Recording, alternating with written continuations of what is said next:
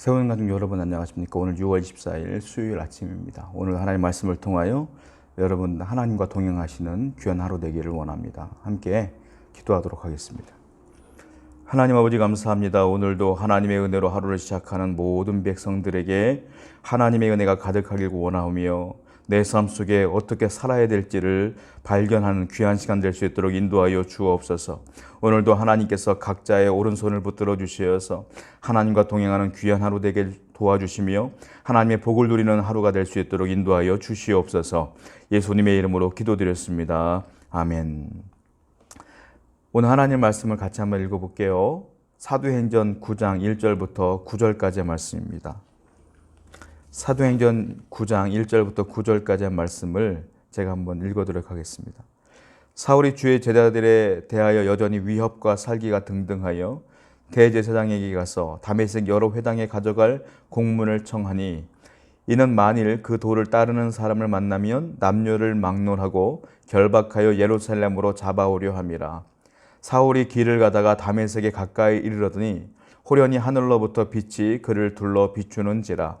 땅에 엎드려져 들음에 소리가 있어 이르시되 사울아 사울아 네가 어찌하여 나를 박해하느냐 하시거늘 대답하되 주여 누구시니이까 이르시되 나는 내가 박해하는 예수라. 너는 일어나 시내로 들어가라. 네가 행할 것을 내게 이를 자가 있느니라 하시니 같이 가던 사람들은 소리만 듣고 아무도 보지 못하여 말을 못하고 서 있더라. 사울이 땅에서 일어나 눈은 떴으나 아무것도 보지 못하고 사람의 손에 이끌려 다메섹으로 들어가서 사흘 동안 보지 못하고 먹지도 마시지도 아니하니라. 아멘. 여러분, 인간이 사람이 변화되는 것은 상당히 어려워요, 사실. 그건 저뿐만이 아니라 여러분들도 많이 살면서 느끼셨을 거예요. 사람에게 어떤 좋은 말을 해도, 좋은 것을 제시해도 그 사람의 본성이 바뀌기는 상당히 어려워요. 그런데요, 다른 말이죠. 변화의 다른 말. 사람이요, 변질되는 건 굉장히 쉬워요. 변화는 어려운데 변질은 쉬워요. 변화는 긍정적인 언어이고요. 변질은 부정적인 언어예요. 그러니까 사람이 긍정적으로 변화되는 건 어렵지만 부정적으로 변질되는 건 쉽다. 왜 그럴까요? 본성이, 우리는 죄성이 있기 때문에 그래요. 우리는 죄인이기 때문에, 모두가 죄인이기 때문에 사람들은 가만히 있으면 죄를 져요. 변질돼요. 악해져요. 나쁜 방향으로 가요. 그러니까 항상 말씀 앞에 엎드리지 않으면, 항상 예배하지 않으면, 항상 주님께 기도하지 않으면 저와 여러분들은 가만히 있으면 변질돼요. 예배하기 싫어지고 기도하기 싫어지고 죄 짓고 싶어지고 쾌락의 늪에 빠지게 된다 이거예요. 그러니까 항상 우리는 하나님 앞에 나와야 되며 그 말씀 앞에 엎드려야 된다. 만약에 사람들이 지식으로 변할 수 있다면, 정보로 변할 수 있다면 이 땅에 수많은 사람들이 이미 변화되었을 거예요. 그래서 이 땅은 아마 천사들만 사는 곳이 되었을 거예요. 왜냐? 대한민국 사람처럼 많이 배운 사람들이 없어요. 웬만하면 다 대학을 나와요, 요즘 젊은 사람들은. 그리고 웬만한 정보는 인터넷을 통해 다 우리가 습득하기 때문에 지식과 정보로 사람을 변화시킬 수 있다면, 교육으로 사람을 변화시킬 수 있다면, 물론 어느 정도는 가능할지 몰라도 이 본성 자체를 변화시키기는 어렵다. 그렇지 않습니까? 예를 들자면 이런 거예요. 제가 군 생활을 통해서 현역으로 입대했다가 착출을 당해서 경비교도대라고 하는 곳으로 가서 2년 동안 제가 군 생활을 하다가 이제 마지막에 다시 현역으로 복귀를 해서 병장으로 제가 제대를 했어요. 그 중에 제가 인상 깊은 수감자 한 명을 기억하는데 나이가 굉장히 어린 친구였어요. 20살쯤 됐을 거예요, 그 당시에. 이 친구가 어느 정도 있다가 이제 다 날짜를 채우고 나갔거든요. 나간 뒤 한 달쯤 있는데 또 들어온 거예요, 이 친구가. 그래서 물어봤어요. 제가 이제 그 친구를 지키는 사람이었기 때문에 물어봤어요. 너 왜 들어왔냐 또? 물어봤더니 그러더라고요. 맨 처음에 나갔을 때는 배가 고파서 뭐 하나 훔쳐 먹다가 들어왔대요. 이번에는 왜 들어왔냐? 그러니까 나갔는데 할 게 없더래요. 자기가 이제 뭐라고 하죠? 교도소에 갔다 왔다는 그 사실 때문에 취직이 안 되는 거예요. 그래서 이 친구가 교도소 안에서 배웠던 기술을 가지고 또 죄를 진 거예요. 그게 뭐냐면 이 친구가 처음에는 어릴 때는 배가 고파서 물건 하나 훔쳐서 좀도둑으로 들어왔어요. 근데 이번에는 기술을 배운 거예요. 그 안에서. 교도소는요, 재소자들에게 교화 프로그램이라고 해서 아침에 일어나서 5시까지 자기가 있는 일터로 가서 일을 해요. 만약에 농사 짓고 싶다 그러면 화훼 농장이라든지 아니면 돼지 농장이라든지 아니면 논이라든지 이런 데 가서 농사를 짓는 훈련을 해요. 아니면 내가 목공을 배우고 싶다고 하면 목재소가 있어요. 교도소 안에. 그 목공을 배워요. 또 도장 파는 걸 배우고 싶다 하면 도장 파는 기술을 가르쳐주고 이렇게 해서 사회에서 직장생활 하라고 가르쳐주는 거예요. 이 친구는 뭘 배운지 모르겠지만 문서를 위조해서 들어왔더라고요. 그게 무슨 말이냐? 처음엔 기술 없을 때는 배우지 못했을 때는 그냥 좀도둑으로 들어왔어요. 근데 기술을 배우고 정보를 습득한 후에는 문서를 위조해서 들어왔어. 여러분 사람은요 지식과 정보로 변화되는 게 아니에요. 지식과 정보는 내 본성을 바꿀 수는 없어요. 인간이 그래요. 그러면 인간은 어떻게 변화되느냐? 전혀 변화될 수가 없느냐? 변화될 수 있어요. 결론부터 말씀드리자면 살아계신 예수 그리스도를 만나면 부활하신 예수님을 만나면 변화돼요. 그게 제일 중요한 거예요. 오늘 본문이 그 얘기를 하고 있어요. 결론부터 말씀드려요. 예수를 만나야 변화된다. 예수 그리스도는 살아계신 하나님의 아들이지 않습니까? 사실 우리는 얼마 전에도 부활절을 지냈지만 세계 모든 교회는 부활절을 1년에 한 번씩 드려요. 그래서 부활절 때 미국 사람들도 교회를 안 가다가 부활절에는 교회를 가더라고요. 부활절날 한 번 교회 가는데 자기는 기독교인이래. 저는 이해가 되지 않지만 그들은 그런 문화가 있어요. 여러분 부활절 1년에 한 번 지킨다고 부활절이 아니에요. 왜냐하면 안식 후 첫날 이른 아침에 부활하셨어요. 주님께서. 그래서 안식 후 첫날이 언제냐? 지금으로 말하면 주일, 우리가 예배드리는 주일이 부활하신 날이에요. 그래서 부활절을 기념하는 것으로 우리는 예배를 드리는 겁니다. 그래서 매 주일이 뭐예요? 부활절이에요. 그래서 우리는 부활하신 예수님을 1년에 한 번 만나는 것이 아니라 매주 예배 때마다 부활하신 예수님을 만나야 돼요. 그리고 매일매일 묵상함으로 부활하신 예수님을 만나야 돼요. 그 작업이 있지 않으면 우리는 변화되지 않고 가만히 놔두면 변절될 수밖에 없다라는 거예요. 그래서 이 부활하신 예수님을 만나는 걸 우리는 뭐라고 말합니까? 회심이라고 해요. 사람이 예수를 만나고 변화되는 것, 그것을 회심이라고 그래요. 헬라어로 메타노이아라고 하는데요. 이 뜻이 뭐냐면 완전한 방향 전환을 말해요. 사람이 180도 변했다라고 말했을 때에 메타노이아라고 말하는데 이것은 성격이 변하는 것뿐만이 아니라 본성 자체가 변하는 걸 말하는 거예요. 이게 누구로 가능하냐? 내가 예수 그리스도를 살아계신 예수 그리스도를 만났을 때에 이 메타노이아가 발동되어지고 내가 완전히 변화되는 것이다라는 거예요. 자, 성경을 한번 보겠습니다. 고린도후서 5장 17절 말씀 한번 읽어볼게요.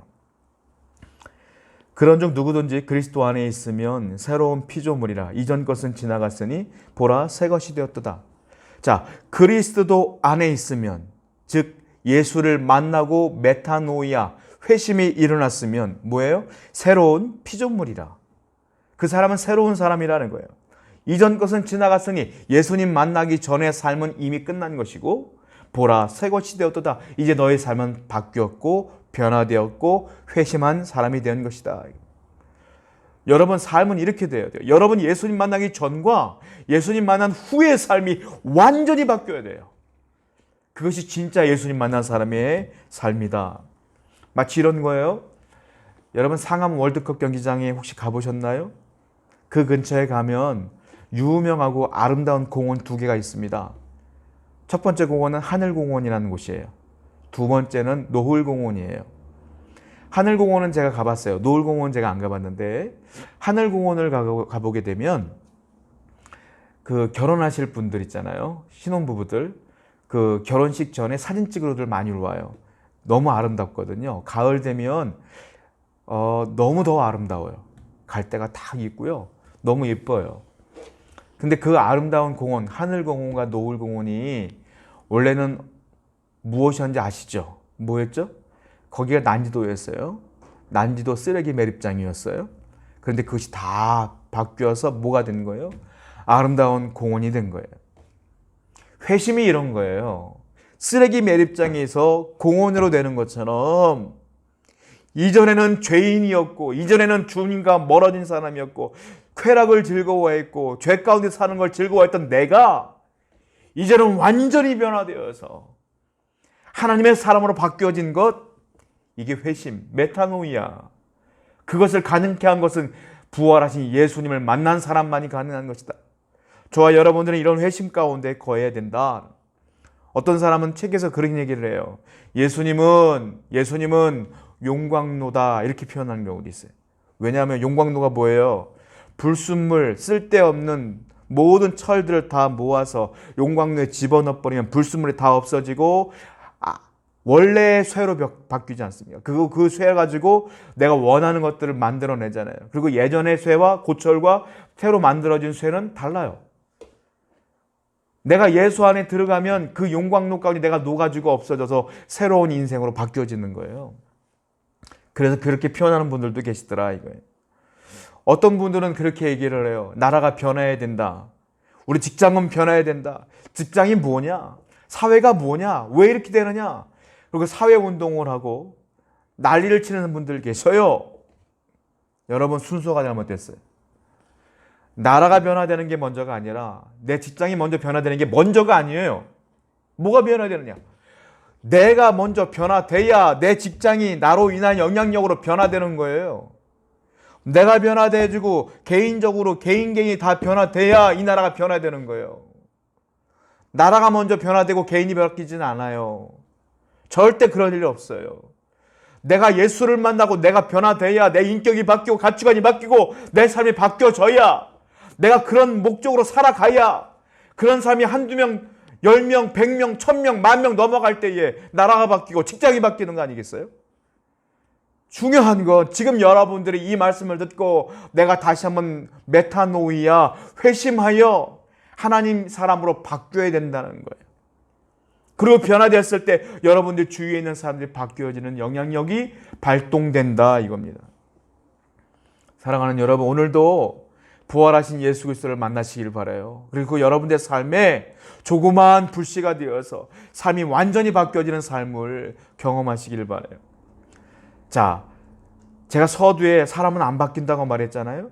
그런데 오늘 성경 본문을 보니까 완전히 바뀐 사람이 등장해요. 누구냐? 우리가 잘 알고 있는 바울입니다. 바울의 원래 이름은 뭐죠? 사울이에요. 사울이 예수님 만나고 이름도 바꿨어. 바울로. 이름만 바뀐 게 아니에요. 목적도 바뀌고 삶도 바뀌고 인격도 바뀌고 다 바뀌어 버렸어요. 본문 말씀 보겠습니다. 사도행전 9장 1절부터 2절까지의 말씀이에요. 사울이 주의 제자들에 대하여 여전히 위협과 사기가 등등하여 대제사장에게 가서 다메섹 여러 회당에 가져갈 공문을 청하니, 이는 만일 그 도를 따르는 사람을 만나면 남녀를 막론하고 결박하여 예루살렘으로 잡아오려 함이라. 원래 사울은 어떤 사람이었느냐면 예수님을 믿는 사람들, 즉 유대교가 아닌 기독교, 예수 그리스도를 믿는 사람들을 잡아다가 사형시키는 데까지 자기가 관여했던 사람이에요. 뭐라고 썼습니까? 위협과 살기가 등등했다, 이렇게 표현하고 있어요. 이는 스데반 순교할 때, 스데반이 죽을 때 죽일까요 말까요 할 때 죽입시오라고 찬성표를 던진 사람이 누구냐? 이 사울이에요. 사울. 그러니까 바울 되기 전에 사울이었어요. 그리고 스데반이 죽었을 때 미소를 띄우며 잘 죽었다고 인정했던 사람이 사울이었다. 이 사울이 이제는요 어떻게 얘기를 하냐면 다메섹이라는 곳에 예수 믿는 사람이 점점 늘어난다는 소식을 들은 거예요. 다메섹은 소아시아 지방인데 그 다메섹에 유대 회당이 한 30개에서 40개 정도가 있었다고 그래요. 그리고 유대인들은 약 4만 명 정도가 거기서 기거했다고 그래요. 그러니까 4만 명 정도 되는 유대인들 중에서 예수님을 믿는 기독교인들이 점점 늘어나기 시작한 거예요. 이 소문이 예루살렘까지 들렸고 바울은 쉽게 말하면 원정을 간 거예요. 원정을 가서 그 사람들을 기독교인들 잡아다가 죽이려고 특공대를 조직하는데 특공대장이 누구냐? 사울이에요. 사울. 대제사장에 가서 증서를 얻고 합법적인 증서를 얻어서 그걸 가지고 죽이려고 잡아오려고 살기가 등등하여 떠나는 과정이었어요. 여기까지는 바울이 변화되지 않았을 때의 모습이에요. 자, 그런데 바울이 변화되어 다메섹에 막상 들어가서 어떤 얘기를 하는지 아십니까? 다메섹 가는 도중에 예수님 만나거든요. 그리고 변화되어져요. 그리고 변화된 상태에서 다메섹에 들어가요. 들어가서 뭐라고 말합니까? 한번 읽어볼까요? 사도행전 9장 20절부터 21절입니다. 즉시로 각 회당에서 예수가 하나님의 아들이심을 전파하니 듣는 사람이 다 놀라 말하되 이 사람이 예루살렘에서 이 이름을 부르는 사람을 멸하려던 자가 아니냐? 여기 온 것도 그들을 결박하여 대제사장들에게 끌고 가고자 함이 아니냐 하더라. 바울이요, 예수님 만나고 완전히 변화됐어요. 변화된 것이요, 일주일 뒤에 변하는 게 아니라 예수님 만나자마자 확 변화됐어. 그리고 다메섹에 가서 그 사람들을 잡아오려고 했는데 뭐라고 말해요? 예수님을 오히려 하나님의 아들입니다라고 복음을 전파하고 있어. 그러니까 기독교인들이 그 얘기를 듣고 깜짝 놀라고 유대인들이 그 말을 듣고 깜짝 놀라고 뭐라고 말해요? 이 사람이 원래 우리 잡아오려고 했던 사람 아니야? 우리는 다 알고 있었는데 이 사람은 왜 이렇게 된 거야? 이거 함정 아닐까? 하고 이 사람들이 오히려 긴장을 하는 장면이 벌어지는 거예요. 이상한 일이 벌어졌어요. 오히려 예수님을 구세주라고 메시아라고 증거하고 있는 거예요. 박해자가 전도자로 바뀐 거예요. 이게 메타노이아예요. 박해자가 전도자로 바뀌는 게 메타노이아예요. 자, 또 한번 볼게요. 사도행전 9장 22절입니다. 시작. 사울은 힘을 더 얻어 예수를 그리스도라 증언하여 다메섹에 있는 사는 유대인들을 당혹하게 하니라. 더 열심히 증거하니까 그 다메섹에 살고 있는 유대인들이 당혹하는 거예요. 우리 편 아니었어? 어떻게 된 거야? 하고 놀라는 거예요. 당황한 반대자들이 새를 규합합니다. 그래서 오히려 이 바울을 죽이자라는 데까지 일이 벌어지기 시작해요. 그래서 바울이 여기서 도망을 가요. 사도행전 9장 25절. 그의 제자들이 밤에 사울을 광주리에 담아 성벽에서 달아내리니라. 복음을 증거하다가 오히려 자기가 죽게 된 거예요. 얼마나 놀라운 일입니까? 변해도 이렇게 변할 수가 없어요. 이게 가능하냐는 거예요, 사람이. 하루아침에 다메섹으로 가는 도중에 예수님 만났다고 해서 이렇게 변할 수 있느냐? 예수님 만나면 가능합니다. 여러분들이 예수님 만나면 가능해요. 예수님 만나는 게 제일 중요한 거예요. 그래서 살아계신 주님 만나는 게 가장 중요한 거예요. 예수님 어떻게 만날까요? 예수님 내 얼굴에 보일까요? 아니요. 어떻게 만날까요? 예배 드리면서 예배에 역사하시는 성령으로 인하여 깨달음을 얻는 거예요. 말씀의 설교를 들으면서 깨달음을 얻는 거예요. 말씀을 읽다가 깨달음을 얻는 거예요. 기도하다가 깨달음을 얻는 거예요. 그리고 여러분들을 사랑하는 더 신앙이 좋은 누군가의 조언을 듣다가 깨달음을 얻는 거예요. 그렇게 예수를 만나는 거예요. 오늘도 여러분들이 예수를 만나는 하루가 되길 원하고, 아니 이제 변화된 여러분들이라면 오히려 여러분들이 선한 영향력을 끼쳐서 예수를 만나지 못한 사람들에게 예수를 만나게 하는 귀한 역사를 이루는 여러분 되기를 축원드립니다. 이와 같은 자가 돼야 돼요. 이런 일이 벌어질 수가 있냐는 거예요. 변화도 너무 변했다라는 거예요. 여러분, 역사학자인 토인비가 바울을 향해 이렇게 얘기한 적이 있어요. 바울이 나중에 순교를 하기 위해서 로마로 배로 끌려갑니다. 로마 법정으로 가기 위해서 배를 타고 가요. 근데 토인비가 뭐라고 말하냐면 이렇게 얘기해요. 이 배는 바울이 탄 것이 아니라 유럽을 싣고 가는 배다, 이렇게 얘기를 해요. 왜 그러냐면 바울이 로마로 끌려가서 로마의 복음을 증거하기 시작하여 로마가 전 유럽이 예수를 믿는 역사가 벌어졌기 때문에 그래요. 전 유럽이 변화됐기 때문에 그래요. 그렇게까지 표현을 해요. 그러니까 얼마나 큰 역사적 사실인가를 토인비는 이 한마디로 표현하고 있다. 그러면 바울이 회심한 이후에 변화된 이후에 어떻게 변했을까요? 대표적으로 변화됐던 것들을 성경에서 찾아보려고 그래요. 첫 번째 뭐가 변했느냐? 그의 인격이 변화됐어요. 인품이 바뀌었어요. 여러분 예수를 만나면 인격이 변화돼야 돼요. 인품이 변화돼야 돼요. 인격이 완전히 변화돼야 돼요. 인품이 변화되지 않고서는 예수님을 만났다고 볼 수가 없어요. 자, 어떻게 변화됩니까? 빌립보서 2장 5절 말씀 볼게요. 시작. 너희 안에 이 마음을 품으라. 곧 그리스도 예수의 마음이니. 바울이요 성격이 굉장히 까다로운 사람이에요. 신경질적인 사람이에요. 그리고 자기의 어떤 의지가 있으면 의지를 관철시킨 사람이에요. 자기의 의지가 예수는 이단, 예수를 믿는 사람 죽여야다 했을 때 그는 앞장서서 죽이는데 일조했던 사람이에요. 그랬던 사람이, 까칠했던 사람이 어떻게 변화되느냐. 오늘 본문 빌립보서 2장 5절에 뭐라고 써있어요? 너희 안에 이 마음을 품으라. 곧 그리스도 예수의 마음이니. 예수님의 마음이 그 안에 들어왔어요. 그리고 인격이 바뀌었어요. 변화되었어요. 쉽게 말하면 바울이 이 이후에 바울은 여유로운 사람이 되었어요. 부드러운 사람이 되었어요. 고난당해도 괴로워하지 않아요. 자기를 핍박하는 사람들을 용서하는 자가 되었어요. 아주 여유롭고 부드럽고 유순한 자가 되었어요. 자, 성경을 또 봅니다. 갈라디아서 5장 22절부터 23절입니다. 시작. 오직 성령의 열매는 사랑과 희락과 화평과 오래 참음과 자비와 양선과 충성과 온유와 절제니 이 같은 것을 금지할 법이 없느니라. 성령의 열매는 어떻게 나타나냐 보세요. 사랑, 희락, 오래 참음, 자비, 양선, 충성, 온유, 절제. 이게 성령의 열매인데 9가지 열매인데 이 성령의 9가지 열매는 어떤 열매냐? 인격의 열매예요. 인격의. 사랑, 오래 참음, 자비, 양선, 온유 다 인격적인 열매예요. 여러분 그래서 성령이 내 안에 들어오시면 인격이 변화해야 되는 거예요. 인격이.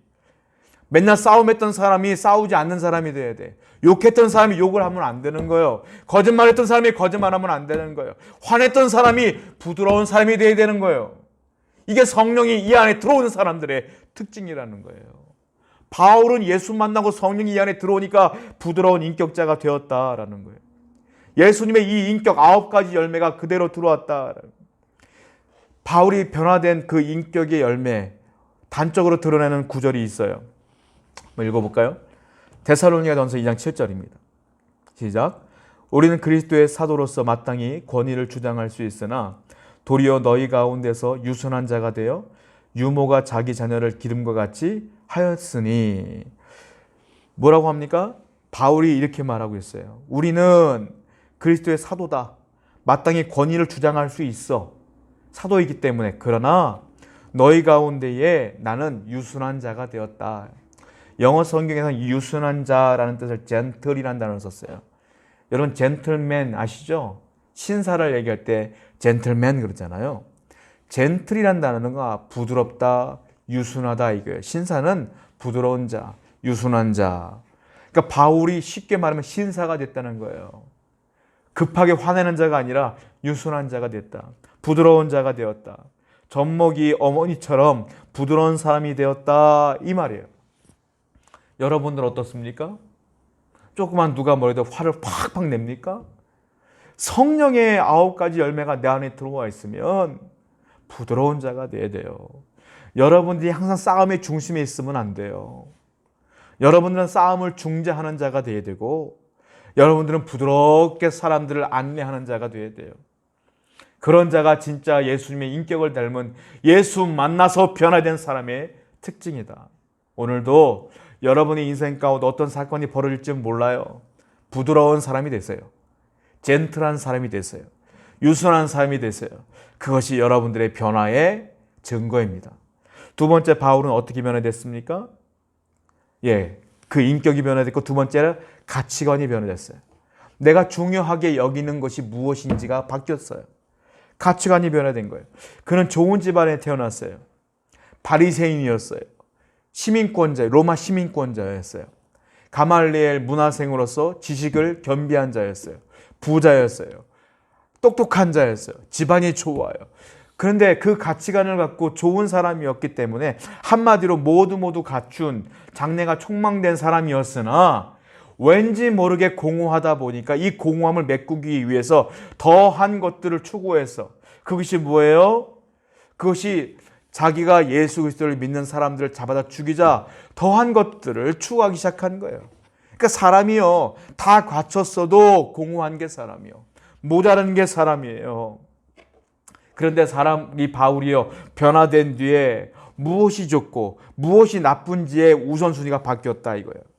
가치관이 바뀐 거예요.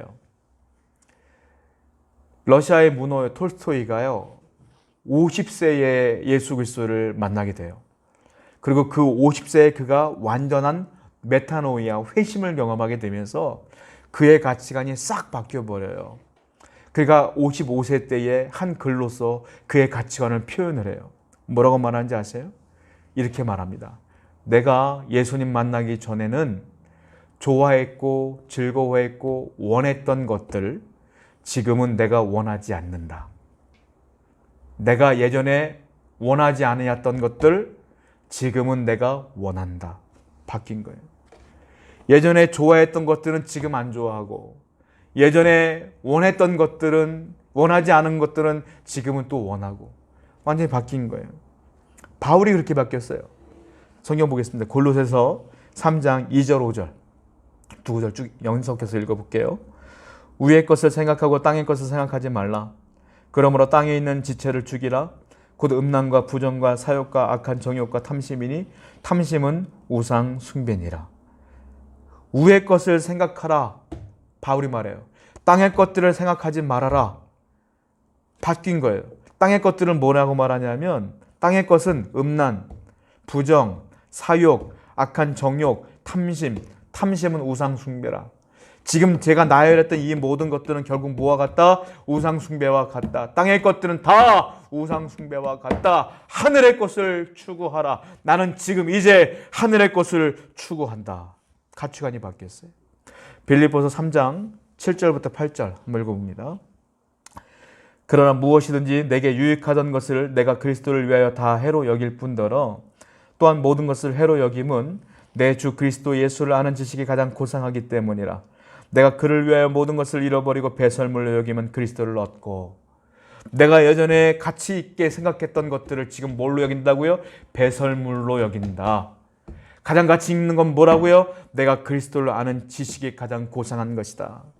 예전에는 그리스도를 아는 지식이 가장 나쁜 것이기 때문에 그들을 죽이려고 했으나 예수 만나고 나서 보니까 예수님 만나고 예수님 아는 것이 가장 고상한 것이고, 내가 예전에 추구했던 세상의 모든 것들은 배설물 같은 것이다. 가치관이 바뀌었어요. 여러분들은 여전히 세상 것들을 중요하게 여기십니까? 아직 변하지 않은 거예요. 세상 것보다 예수님이 더 중요하십니까? 그 어떤 것보다 예수님 만나고 예배하는 것이 더 중요하지 않습니까? 예배하러 오셔야 되지 않겠어요? 말씀을 읽으러 늘 묵상하는 자리에 가셔야 되지 않겠어요? 늘 기도하는 자리에 가셔야 되지 않겠어요? 그런데 그런 것들은 자꾸 뒤로 밀리고 내가 좋아하는 것들을 하는 데에 먼저 나간다면 여러분들은 아직 변하지 않은 것 아니겠어요? 여러분, 바울처럼 예수님 만났다면 인격이 변화해야 되며 내가 추구했던 가치관이 완전히 바뀌어야 돼요. 세 번째, 뭐가 바뀌어야 될까요? 내 인생의 목적도 바뀌어야 돼요. 삶의 목적도. 바울의 목적은 이제 완전히 바뀌었어요. 예전엔 출세가 목적이었어요.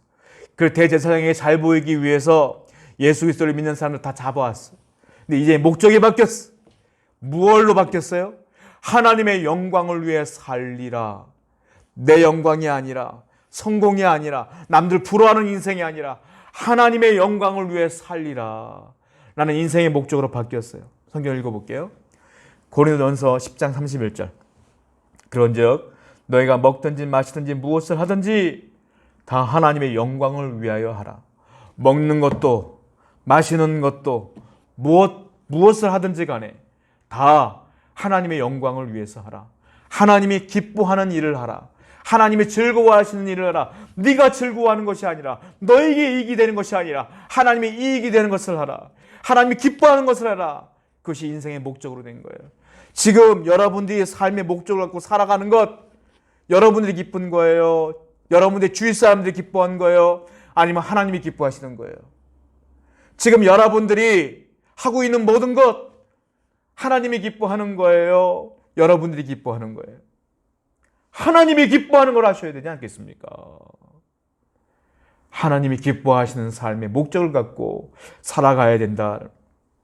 인간은 사명을 이루지 못하면, 이 사명이 확실하지 못하면 불행해져요. 허무해져요. 여러분 그 말 있죠. 건불 10년, 화무 11홍. 권력은 아무리 길게 가봤자 10년을 못 넘긴다는 거예요. 권력을 가질 땐 내가 세상에 다 가진 것 같아. 그러나 권력이 무너지는 순간 허무해져요. 세상에 권력을 끝까지 가진 사람이 누가 있겠어요? 결국은 권력을 다 갖고 있어도 죽음이 막아. 죽음이 결국 죽거든. 꽃이 아무리 화려해 보여도 열을 못 넘겨요. 세상의 것들은 다 공허한 거예요. 그런데 내가 목숨을 걸 만한 사명이 있으면 그 사람은 끝까지 공허하지 않고 기쁨으로 살아갈 수 있어요.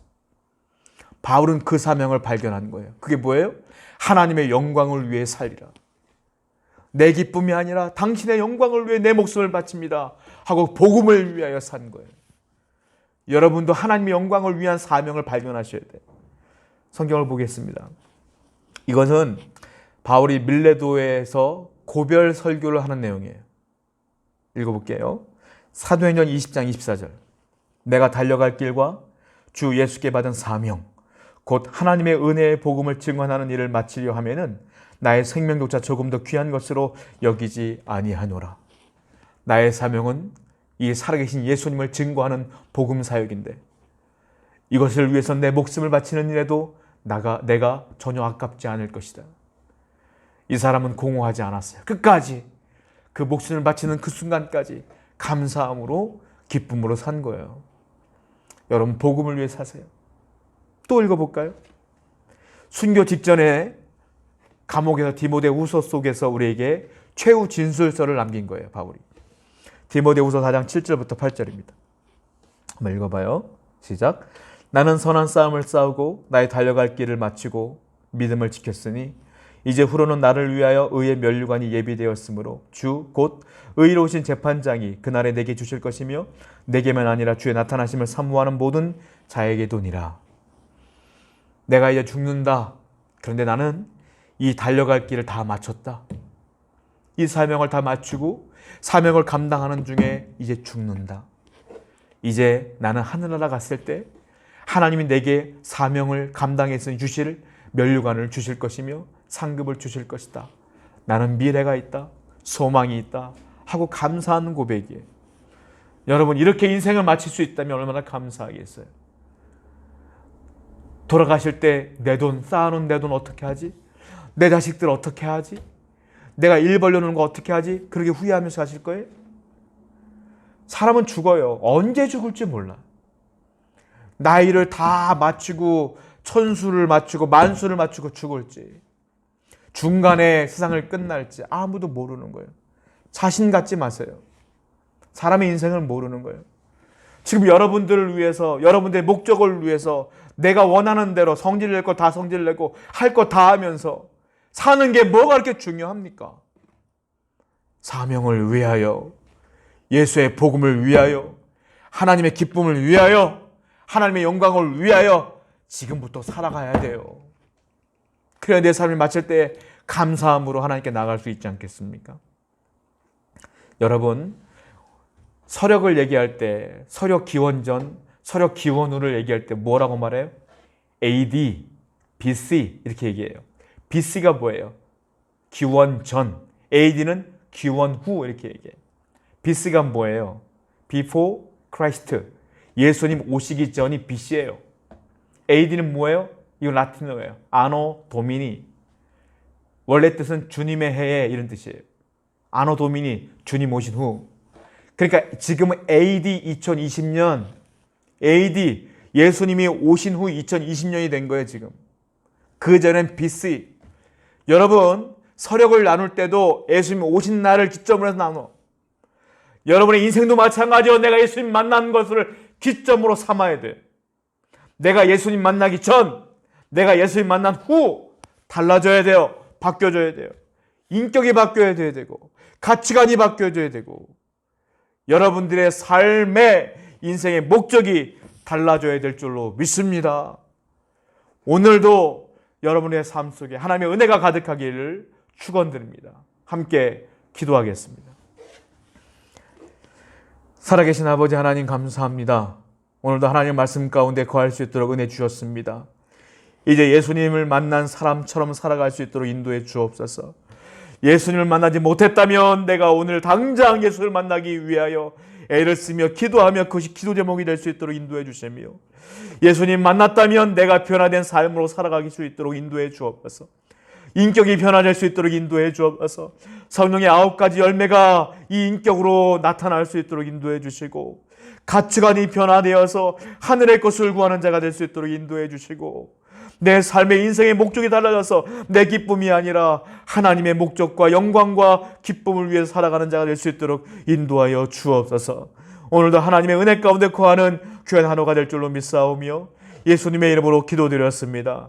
아멘. 이제는 우리 주 예수 그리스도의 은혜와 구속하신 하나님의 사랑하심과 성령님의 감화 감동 충만 역사하심이 오늘도 말씀을 통하여 내가 예수님 믿는 사람처럼 살기로 결단한 모든 분들 머리 위에 지금부터 영원토록 함께 계시기를 간절히 축원하옵나이다. 아멘.